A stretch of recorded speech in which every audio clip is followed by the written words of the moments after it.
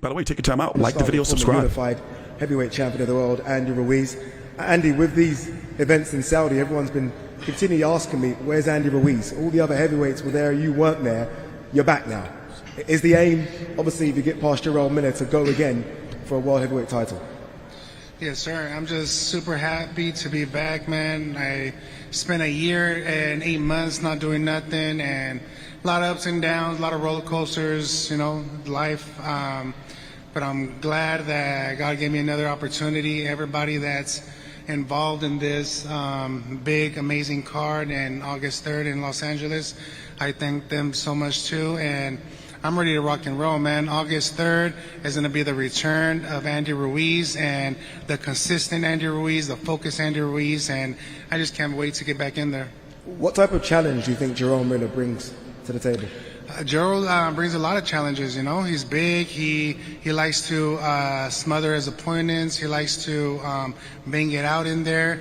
He's not an easy opponent. He's not just a guy that I'm going to walk him out and win easy. I got to stay focused. I got to be prepared, and I got to do what I do best and win my fights. Let's welcome in big baby Jarrell Miller. Jarrell, this is your city. Big Baby Miller's going to have some very interesting things to say. So the card is going to open up. We don't know if it's pay-per-view or not. With Andy Cruz versus Antonio Moran. Then it's looking like it's going to be Andy Ruiz versus Big Baby Miller. Just the second fight on the card. That's what it's looking like. But we don't know the official running order yet, but it's a very stacked card. I'm wondering what the pay-per-view is going to be, but it's going to be in this stadium here, the BMO Stadium in Los Angeles, which seats up to 22,000 for a soccer game. Here's the venue right here. So I apologize if I keep repeating the same thing.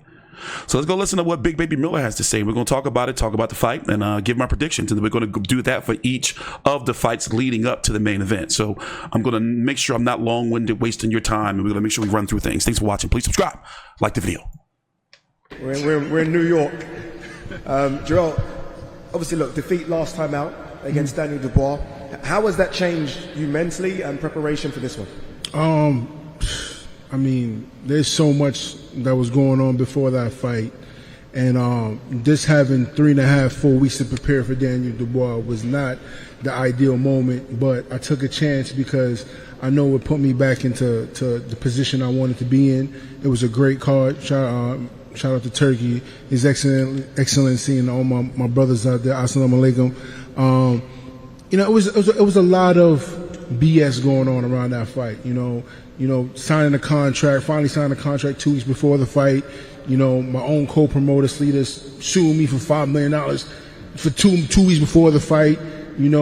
Couldn't get camp together, couldn't get training funds together. It was a lot of BS. And, as a fighter, we're risking our life in there, and we just want to focus on do our job. And then when you have people in your back that's constantly, nagging you and aching you, it's hard to do that job, and like I said, I had Dubois out of there, but mentally I just clocked out in the 5th or 6th round. Dubois didn't hurt me. He didn't beat me, I beat myself. And even Turkey said it to me after the fight. He's like, I want you back. Dubois didn't beat you. You beat yourself. And it hurts because I'm a person that wears my pride on my shoulders. I come to kill, I come to hurt, I come to fight, and for me to go out that way is not cool. So coming with this fight now, I have more than enough time to prepare, and the difference between that fight and this fight is I have time to prepare. If you watch any one of my fights on my track record beside Dubois, either I knock you out or I dominate and I beat your ass, so with this fight I have time to prepare, and they called me about the Andy fight and I was like, oh gee, that's one of the bros, so, I picked the phone up, they called me and I called Andy and I said, Brody, I'm like, yo, do I have permission to kick your butt? And he's like, he's like, man, listen, man, I want to fight, man. I want to fight bad. And I'm like, you know what? Fuck it. Let's two brothers go in there. We bang it out, man. And, it's nothing but love. It's no animosity between me and Andy. It's just business, And I told him no matter what happens after fight night, you're still taking me fishing, bro. So I don't want to hear that. But, like I said, this is boxing, man. And it's a great card to be on. I can't wait to go in there and just do what I do best, man, and that's kick ass, you know. And you know, this is my last fight with Sleater Promotions, and we're gonna keep it cordial, we're gonna keep it respectful, and we're gonna get the job done, you know. And after that, you know, me and Eddie gonna go out for a pint, you know. But like I said, man, it's great to be home. Great to see my friends and family out here in New York City. But at the same time, you got to keep things in aspect when it comes to boxing and the politics. You know, even though we're doing the press conference in New York, you know, we're doing a fight in LA, which is Andy Ruiz's background, you know, his hometown. So, you know, I'm gonna be fighting not just him that night. So I'm going in there. I'm motivated. Looking at a couple options in training camp right now. I'm not gonna say where exactly, but best believe this. I'm going to kill myself in camp. I'm not no journeyman. I'm not no mother effing stepping stone. I come to seek and destroy and hurt things. So I can't wait for August 3rd. And thank you guys for tuning in and showing up. There's no shit talking today, guys. I'm sorry. You know, there's not that kind of opponent. You know. We have time. There's still a few months left. I mean, listen. I don't know, man. I gotta figure out a punchline or something. I don't know. Maybe it's like the battle of fast food, Nikito Taco Bell versus the Burger King. You know what I mean? So, you know, that's a good start. Best man wins. You know, but like I said, man, it's nothing but love, man. It's awesome. I think me and him is gonna have fun. You know, I think we're gonna feel each other out the first round or two, and you know, that's how sometimes fights start. But the minute he punched me and I punched him, all that shit go out the door. You know, so like I said, it's gonna be a fun fight, and I can't wait. You know what I mean? And it's great. And be right back where I'm supposed to be, and it's going to put us right back in the top 3, top 2, and big opportunities to come. Yeah, it's going to be a fantastic fight. I think everyone excited about that one. Yeah. Eddie, a bit of a surreal moment for you in the middle. Obviously, Andy Ruiz fought AJ. It was supposed to be Jarrell Miller fighting AJ right here in New York. This must feel strange to be in between both of them. Yeah, crazy. I mean, look, Jarrell Miller was supposed to fight AJ. Obviously, you know, that fight didn't take place. Andy Cruz slid in my DMs. He got the chance of a lifetime and broke our hearts at Madison Square Garden. You know, we got the win in Riyadh, but you know, it was an amazing mix between these two and a great fight. You know, I have to take my hat off to Andy Ruiz because this is really a comeback fight, and to take Jarrell Miller as a comeback fight is a dangerous move. So two great characters, you know, and two great strong heavyweights. Andy Ruiz needs to get back in this game, and to do it in Los Angeles in front of 22,000 people, it's going to be a brilliant fight. Yeah, so many fantastic fighters on this card. One of the best, without a shadow of a doubt, is David Morrell, who has been... So let's talk about this fight. Big Baby Miller, for those who don't know, he got stopped in the last round. Hey, let's go look at it. In the last round against Daniel Dubois. Andrew Ruiz hasn't fought. He's been outrageously inactive. Many will say he's been pricing himself out. Also kind of like stuck until now under the PBC banner, not actually able to take fights out.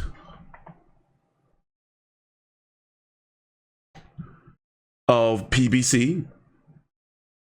35-2 with 22 KOs. Last fight was against Luis Ortiz. Went 12 rounds. That was a nice little fun fight. By the way, Luis Ortiz is looking at fights outside of PBC too. He's trying to fight Jared Miller over on Jared Anderson, excuse me, over on Top Rank.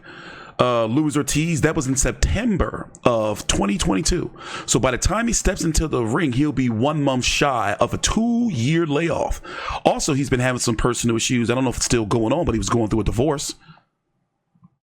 You know, he brought that big old mansion. You know, Andy Ruiz seemed like to me sometimes like one of them type of fighters that have a big ass mansion, but then got dog shit all over the place. Before that, he fought Chris Arreola after another layoff. What was that, about 15 months between Chris Arreola? And this was Chris Arreola, by the way. And they put that shit on pay-per-view. They did that to us. And then, of course, that loss to Anthony Joshua, where he came in, as you can see, the first fight, 268. The second fight, 283, and he was at a career low, nearly a career low, 256 against Arreola. But overall, as you can look at the face-off here, let me pull it up. Where we at?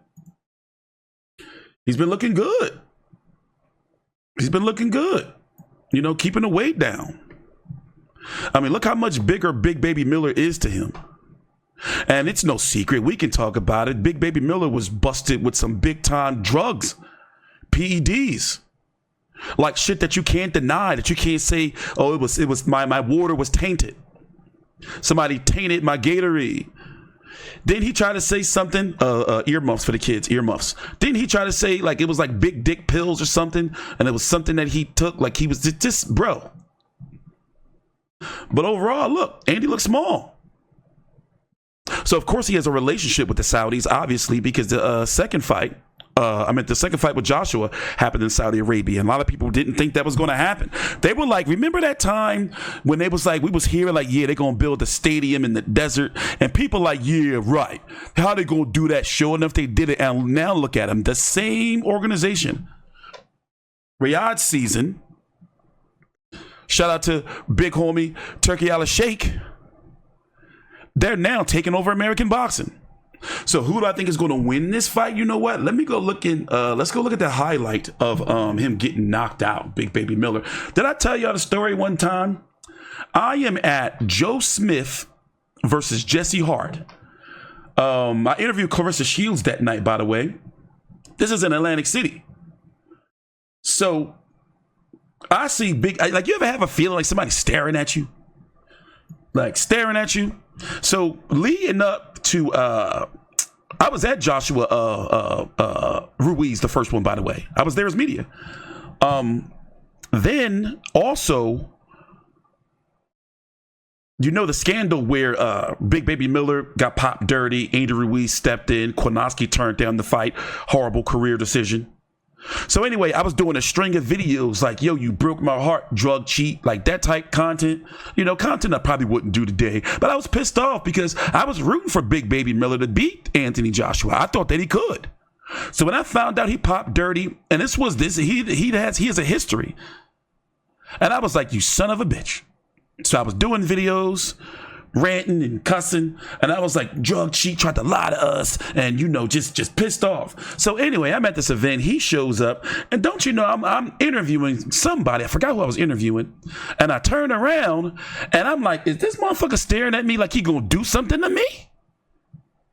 You know, and I'm not gonna sit there and scrap with no Big Baby Miller. I will pick something up and knock you upside your motherfucking head. I'm not going to sit there and try to square up with that motherfucker. It's not my fault. You failed to, hold on, Big Baby Miller getting knocked out. Hold on, I'm typing in.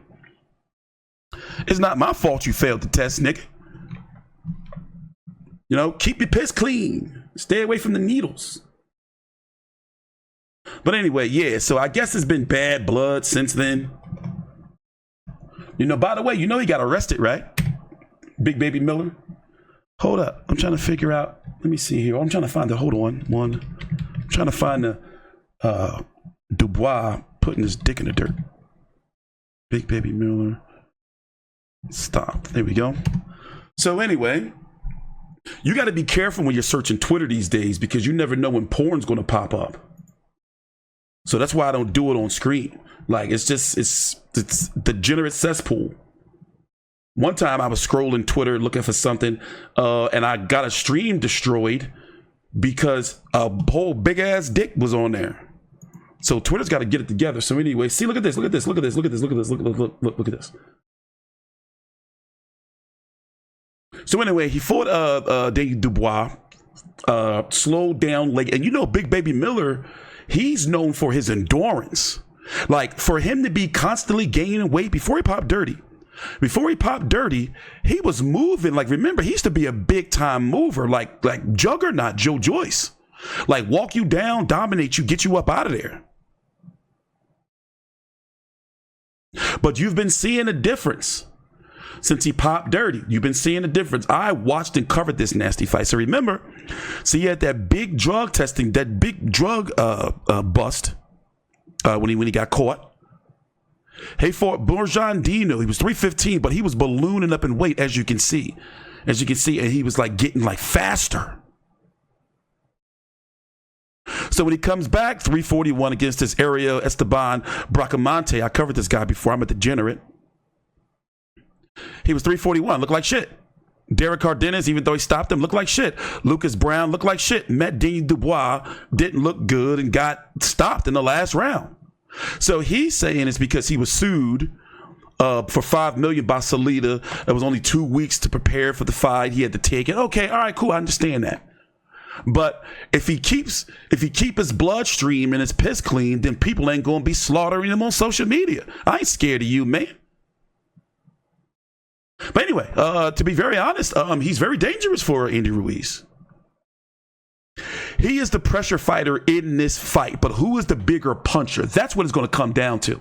Andy Ruiz is fast. He can hit you with some fast shit real quick. Like, I really like this fight. You know, my gut is telling me Andy Ruiz. Even though they're both big guys, he's the more technically sound. Andy Ruiz don't get a lot of credit. Like, the dude's got some fast hands. And one thing about Andy Ruiz, for his size, he does not gas out no matter how fat he get.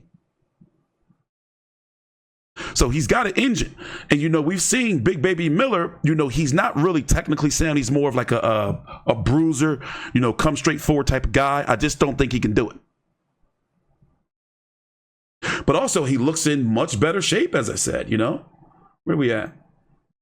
Both of them. Like, he don't look like a flab anymore. He's saying he's going to kill himself in camp, but he was looking like ridiculous. By the way, he got arrested. Here, let me pull that clip up. For trying to steal his own car back or something. Some old crazy shit.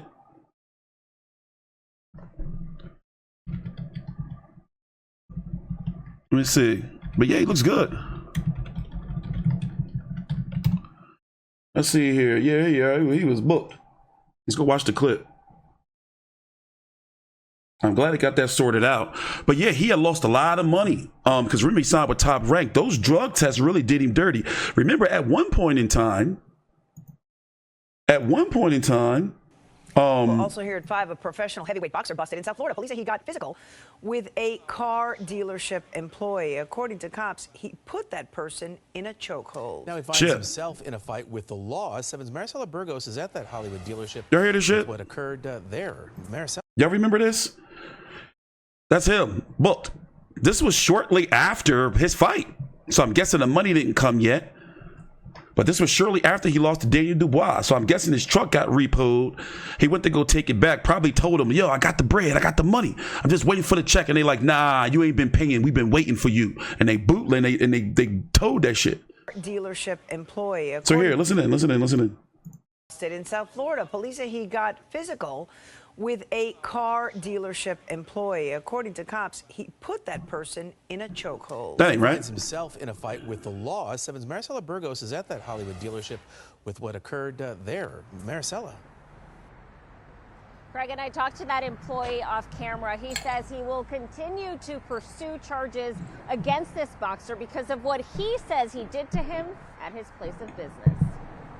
Professional boxer Jarrell Miller is accused of taking cause. Hollywood police officers are Charged with carjacking without firearm. on Tuesday. You are charged with carjacking without firearm or weapon, burglary with assault. The court finds probable cause. Hollywood police officers arrested Miller after they say he attacked an employee and then stole a black Dodge Ram from Himes Motors. It is alleged that Mr. Miller first put the victim in a chokehold, then slammed him to the ground before robbing him, who was doing nothing other than his job. According to authorities, a woman claims she left her phone in the truck, which the dealership had repossessed, and that's when they say Miller came up from behind demanding the keys. He enlisted the assistance of another individual to create a ruse to distract the employee so that Mr. Miller could attack him from behind and choke him while he was trying to assist this woman in getting her phone that she advised was left in the vehicle. In court, the state argued he planned this. It would appear that Mr. Miller, he knew what the plan was going to this business to get his car back. It would appear by any means. The defense argued there wasn't enough probable cause there for the 2 charges against him. I think at best, the state would have here a grand theft and a misdemeanor battery instead of those 2 charges. The judge disagreed. Taking into account the allegations in the probable cause affidavit, the level of force that was used, as well as the manner in which the offense took place, the court does find probable cause as to both counts. Sheesh. But yeah, so he's been having a hard time. And remember, like he's had a real rough several years after popping dirty. He's lost millions, maybe $15+ million. And as you can see, he was having issues because his car got repossessed. He goes to the dealership trying to use a girl or whoever to distract so he can steal the car back. And then roughs up the poor old car dealership person. That person's just doing their job, man. Can't be choking people out. But I hope he gets it together because he does have charisma. He can fight. I'm not sure if he can be a world champion, especially at this stage in his career. But if you don't know, I was picking him. I thought that he could beat Anthony Joshua. So, Big Baby Miller, you shouldn't be mad at me. I'm mad at you. You broke my heart, and I'm still healing. But yeah, Andy Ruiz, Big Baby Miller, great fight. I'm picking Andy Ruiz Jr., but the layoff, yes, is a concern. And let's listen to Andy Ruiz's post-press conference interview, and he'll talk more about what's been going on. I don't think they talked to, where's he at?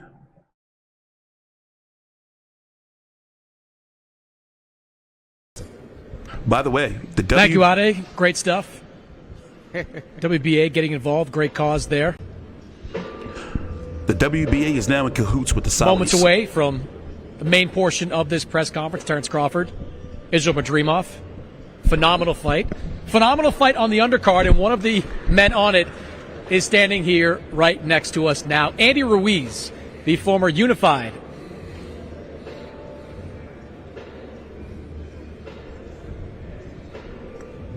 As I mentioned, Andy Ruiz, the former unified heavyweight champion, joining us here on stage right now. Andy, good to have you back, man. It's been a while. You've been kind of out there in the wilderness, wondered if you were going to be back in the ring, but here you are, back in a big fight, back on a big card. Yes, sir. Thank you, man. And it's been a long time. It's been a year and 8 months. I haven't been active. A lot of ups and downs, a lot of roller coasters, a lot of things that people go through in life. But guess what? We're here. We're ready. We're mentally ready. We're mentally focused and ready to win on August the 3rd. There's something poetic, Andy, about you facing Jarrell Miller. Yeah. You know, Jarrell Miller scheduled to fight Anthony Joshua back in 2019. He falls out. You step in. You have the biggest night of your professional career. Do you think about that? Like, you know, this is the guy that I replaced that night. I do think about that, and it is kind of weird, but guess what? Things happen for a reason, and I feel this is the right step for me. I think this is the right opponent for me. I didn't want to pick just anybody that they don't know who the opponent is. I wanted somebody that was strong and that was just got done fighting. So I'm really excited for this fight. And after I get this victory, me and him are going to go share some cheeseburgers or something. It's been a long time since we have seen Jarrell Miller so cordial with an opponent. No trash talk up there on stage. Have you guys been friendly for a while? Yeah, somewhat. Of course, we have respect for each other. I mean, I respect every fighter in there because we all risk our lives in there. We all risk our lives to feed our loved ones, our family, our kids. But once we're inside that ring, no way, we're not friends. We're not anything. We got to turn on the switch and get back to action. I'm going to ask, it's one thing to have the press conference, the announcement of this fight. I know you've known about this fight for some time. Have you been preparing for this fight and the last fight that he just had against Daniel Dubois? Tell us how you felt about that fight. Yes, I was there actually in front row. I was actually cheering for him. I was actually telling him to do something different. Did he do it? No, he was actually tired. He got tired. You know, there's so many things that us fighters go through that people don't know. So we don't know what really happened to him, but I'm happy he's going to get 3.5 months to get focused and train to fight me because he's going to need it, and so am I because I haven't been in the game for a while, but best believe I'm going to give it all I got and to get that victory. And in just a few weeks' time, we're going to see heavyweight king crowned when Alexander Usyk and Tyson Fury, Alexander Usyk and Tyson Fury take on each other for the undisputed championship. You are the former unified champion in this division. What do you think of the landscape of it right now and how it looks? I think right now is wide open, man. Right now, the heavyweight division is is booming right now. It's really booming. We're just waiting for Tyson Fury and Usyk to see who's going to win. Maybe it could open up more doors for more heavyweights. And the main thing, I just want to get my belts back, man. And I regret that day when I fought in Saudi Arabia where I did not do the things that I was supposed to do. But trust me on this one when I say I'm going to do everything that I can to get those things back, to get the belts back, and to stay champion, because I know exactly what I did wrong and I know exactly what I should have been doing right. And now it's a lot of, like I said, man, I've been through so many roller coasters. And I believe that this is going to be my chance, and I got to take advantage of it. Last time you were in Saudi Arabia, you took that loss to Anthony Joshua. If you get invited back for a third fight with AJ, is that something that interests you? Yes, of course, man. That's exactly what I've been dreaming about. I won him, he won me. I mean, it's only fair for him to give me one more chance. And in Saudi Arabia, that would be a perfect, extremely good fight over there. But what do I got to do? I got to climb up the ladders. I got to get back in action. I got to be my opponent. I don't want to, how do you say it? I don't want to think that it's going to be easy, an easy route. I can't underestimate him. I got to train hard, but best believe I'm going to get this victory. Well, Andy, great to have you back. Great to have you part of this big card on August 3rd in Los Angeles. Introduce more members of the card. Let's throw it back to Michael. Oh, before we talk about the next fight on the card, Andy Ruiz is not exempt. I remember this shit. I followed this shit on social media. He's not exempt. He was having some issues.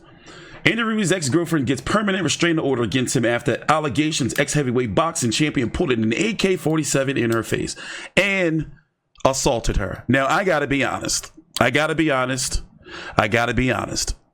In this day and age, when you read headlines like that, me personally, from my side, from experience, women can lie their asses off. I'm not saying this is the case. But when I read a headline like that, I'm not condemning the person. I'm like, you know what? Nope. Look at Amber Turd. Shit in that man's bed. Destroyed that man. He was Jack Sparrow. He'll never be a pirate again thanks to that. Jezebel. But yeah, his ex-girlfriend. And she posted some stuff too. Called him a slob. She threw all his stuff out the crib. Average woman shit. Threw his stuff out the crib. Permanent restraining order. But look at they back. Look at they cool now. This was March the 17th. I'm guessing they cool. You see what I'm saying? It's exactly what I was talking about. So, my Twitter got hacked by this bitch that I know. And she's just mad. She's mad because I'm happy. She's mad because I'm with my girl. She's mad. But I didn't post anything, I didn't post anything that... Sorry, I cut up. What happened with Fury? And Fury, I don't know. He's saying that I wanted too much money. $20 million. What the fuck? Se quiere quedar con todo. You can't be greedy in this sport. Y tampoco you can't be asking for too much, but we're trying to stay. Yeah, that was a thing that was going around about Ruiz, that he priced himself out the Deontay Wilder fight, a Tyson Fury fight, and there was another fight I heard he priced himself out of. But yeah, this is a good fight for both of them. They need it, and I guess you can say somewhat of a must-win because Big Baby Miller says he doesn't want to go on to be a journeyman. Well, if he loses, I'm not saying he'll be a journeyman, but he's definitely going to be deeper down in the card this time.